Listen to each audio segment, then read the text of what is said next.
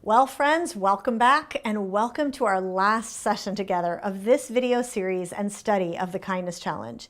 If you've been doing the standard weekly session approach and working on the 30-day Kindness Challenge, you only have a few more days to go. Congratulations.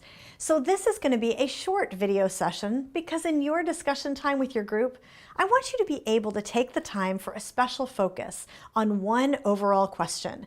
What are you going to do once the 30 days are over? This is a crucial question as all of us move forward because most participants in the research told us that they wanted to keep their new lifestyle of kindness going.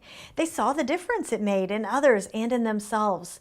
But yet at the same time, as soon as the 30 days were over, inevitably something tested all their resolve. Someone pushed all their buttons and they wanted to jump back into venting or exasperation or other types of negativity.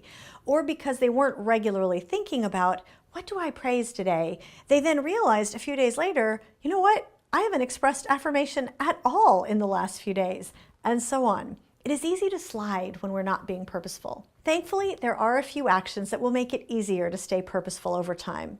First is to decide ahead of time what you want to continue working on, almost like an ongoing 30-day kindness challenge that keeps renewing. For example, if there is one thing you've seen work well in your relationship, what is that one thing you want to keep doing? Or if there is an area you know you still need to do better at, what is that? Where do you think you want to continue to grow? Think about that and make a decision. And don't be vague about it. Instead, identify that thing very purposefully and write it down. You might consider using the final self-assessment action plan on the assessments page of jointhekindnesschallenge.com to work through and capture that decision for future use. But today, share that one thing with the others in your group and get their feedback and insight on what will help you do it.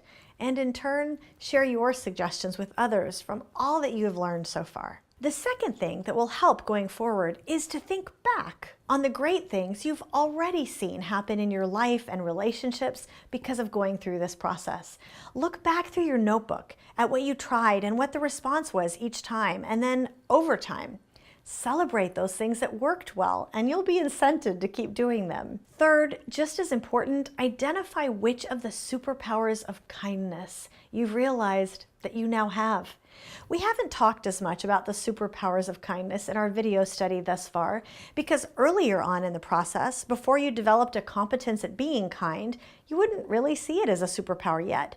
But now we are far enough along that I'll bet you will have seen that kindness really has given you some of those superpowers. So as another great way to incent yourself to keep going, look at Chapter 2 and identify those.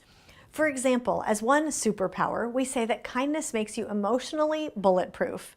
When someone is upset with you and speaking harshly, or when that angry driver pulls up right on your tail on the highway and is behaving dangerously, it is easy to escalate. It is easy for this to really trigger something in us emotionally. Maybe you get angry and you slow down just to make a point, and the driver gets furious and you get even more aggressive and stressed and angry, and it could escalate from there. But instead, what happens if you determine, I'm not going to play that game. I am not going to respond. And you quietly pull over and let that rude driver go on his way. Suddenly, you're not agitated. By being calm and kind, you've taken away the other person's power to make you crazy. The bullet hit, but it bounced off. Or maybe in your life and your relationship, you found that another superpower was more obvious. If you've had any moments where you suddenly understood what the other person was thinking or feeling a lot more clearly, you've experienced the fact that kindness gives you X-ray vision. It turns out that this effort we've been doing to intentionally reframe our thoughts about a person from negative to positive has this side effect. We suddenly become more attuned to the other person's point of view. It may have to be done on purpose at first, but it will eventually become automatic that you're putting yourself in their shoes. Now, you may or may not agree with them, but if you want to have an enjoyable relationship regardless, it makes a big difference to understand them. As a final superpower to mention, we already talked in an earlier session about our finding that kindness melts through walls.